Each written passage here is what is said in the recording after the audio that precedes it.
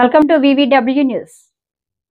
పవన్ కళ్యాణ్ వ్యాఖ్యలపై తెలంగాణ మంత్రి కోమటిరెడ్డి వెంకటరెడ్డి కౌంటర్పై వైఎస్ఆర్సీపీ మాజీ మంత్రి పేర్ని నాని స్పందిస్తూ తాను సినిమాటోగ్రఫీ మంత్రిగా చెబుతున్నానని, పవన్ సినిమాలు ఆడనివ్వబోమని మంత్రి కోమటిరెడ్డి అంటున్నారు. కానీ నిజానికి పవన్ కళ్యాణ్ సినిమాలు ఏవి ఆడడం లేదు.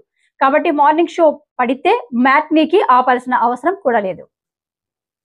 ఆయన లోకేష్ గారి బ్యాచ్ అంతా మాట్లాడుతున్నారు. ప్రజల సొమ్ము నయా పైసా ఖర్చు లేకుండా లోకేష్ విమానంలో తిరుగుతున్నాడని నేను ఒక సామాన్యుడిగా ప్రశ్నిస్తున్నాను లోకేష్ గారి బ్యాచ్ని అందరినీ. అయ్యా లోకేష్ గారు లేదా పవన్ కళ్యాణ్ గారు, మీరు తిరిగేటువంటి విమానాలు ఖర్చు ఎవరు పెడుతున్నారు? ఎస్, జనం సొమ్ము కాదు, ఎవరి సొమ్ము అది? ఎవడొకడు డబ్బు కట్టకుండా విమానం గాల్లోకి లెగదు కదా.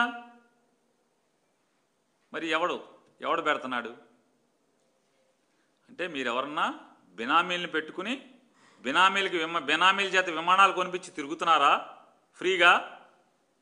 లేదా రూపాయి లేకుండా మీకు విమానాలు పెట్టేవాడు ఎవడో? ఎందుకు పెడుతున్నారు? వాళ్ళకి 99 పైసలకి భూములు ఇచ్చేవాళ్ళు పెడుతున్నారా? వైజాగ్లో ఎకరా 50 కోట్లు విలువ చేసేటువంటి ఎకరం భూమిని 90 పైసలకు తీసుకుంటున్నటువంటి వర్సా, సిర్సా, బుర్సా ఇట్లాంటి కంపెనీలు వాళ్ళు పెడుతున్నారా? ఎవరు డబ్బులు కడుతున్నారు? ఛాలెంజ్ చేస్తున్నాను. నయా పైసా ప్రజల సొమ్ము లేకుండా తిరిగితే మీ అకౌంట్లోంచి డబ్బులు కడుతున్నారా? హెరిటేజ్ నుంచి కడుతున్నారా? పవన్ కళ్యాణ్ గారు జేబులోంచి కడుతున్నారా? బయట పెట్టండి. ఆ విమానాలు ఖర్చు ఎవరు పెడుతున్నారు? గంటకి 5.5 లక్షల రూపాయలు అవుతుంది. విమానం మీరు ప్రయాణం చేయాలంటే, మీరు హైదరాబాద్ నుంచి విజయవాడ రావాలంటే కనుక 10 లక్షల రూపాయలు అవుతుంది.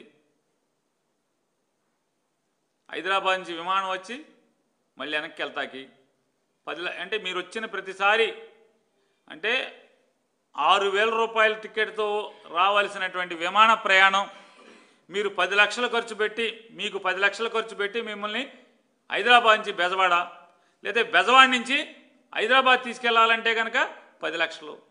అంటే రాను 10 లక్షలు, పోను 10 లక్షలు. అంటే మీరు శుక్రవారం సాయంత్రం 10 లక్షలు, సోమవారం పొద్దున 10 లక్షలు. అంటే వారానికి 20 లక్షల రూపాయలు మీ మీద ఖర్చు పెడుతున్నాడు ఎవడో. ఛాలెంజ్ చేస్తా, మీ అకౌంట్లోంచి ఉంటే కనుక మీరు చూపించండి, మీ అకౌంట్ కాపీ చూపించండి. చంద్రబాబు నాయుడు అంటే మొత్తం కొత్త హెలికాప్టర్ ఎవడో బినామీ పేరు మీద కొన్నారు. ఆడికి 5 ఏళ్లలో ఆ 200 కోట్లు, 300 కోట్లు, 150 కోట్లు పెట్టి కొన్న హెలికాప్టర్ వాళ్ళ సొంతం అయిపోయేట్టు ఫీజు కడుతున్నారు. చంద్రబాబు నాయుడికి హక్కు ఉంది, అధికారం ఉంది ముఖ్యమంత్రి హోదాలో. మీకు ప్రభుత్వం నుంచి హక్కు లేదు, అధికారం లేదు. కానీ మేము ప్రభుత్వ డబ్బులు కాదని డబ్బాలు కొడుతున్నారు కదా. మరి ఎవడు డబ్బులు? ప్రభుత్వం డబ్బులు కాకపోతే నేను పవన్ కళ్యాణ్ బ్యాచ్ని అడుగుతున్నా, లోకేష్ బ్యాచ్ని అడుగుతున్నా, ఈ డబ్బు ఎవడు పెడుతున్నాడు? మీరు రావటానికి 10 లక్షలు, పోవటానికి 10 లక్షలు ఎవడు కడుతున్నాడు అని అడుగుతున్నాను. చెప్పే ధైర్యం మీకుందా? నారా చంద్రబాబు నాయుడు గారు మంగమ్మ శపథం చేసిన తర్వాత అసెంబ్లీకి రాకుండా ఉన్ననాళ్ళు ఆ 2.5 ఏళ్ళు జీతం తీసుకున్నాడా తీసుకోలేదా అని సాక్షాత్తు పేర్ని నానిగా సమాచార హక్కు చట్టం కింద పడితే ఇంతవరకు కాగితం సమాధానం చెప్పే దిక్కులేని ప్రభుత్వం మీది. ఇవ్వలేడా? శంషారిగా ఇవ్వలేరా? తీసుకోకపోతే తీసుకోలేదని, తీసుకుంటే తీసుకున్నా అని ఇవ్వాలి కదా. మరి వైఎస్ఆర్ కాంగ్రెస్ పార్టీ 10 మంది సభ్యుల్ని మీ ఇష్టం వచ్చినట్టు మాట్లాడుతున్నారు కదా. జీతాలు తీసుకుంటున్నారు, ఎమ్మెల్యే హోదా అనిపిస్తున్నారని. నువ్వు అనిపించలేదా నారా చంద్రబాబు నాయుడు అని అడుగుతున్నాను.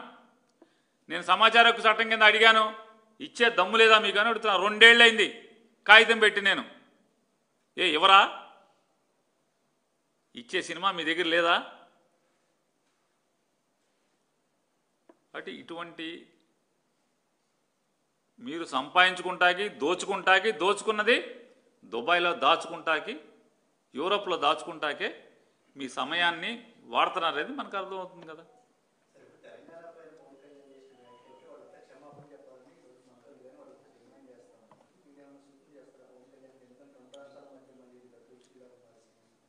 ఈ ఆవిడ బాబు సినిమాటోగ్రఫీ మంత్రి అంట, పిచ్ సినిమాటోగ్రఫీ మంత్రి అంటాడా.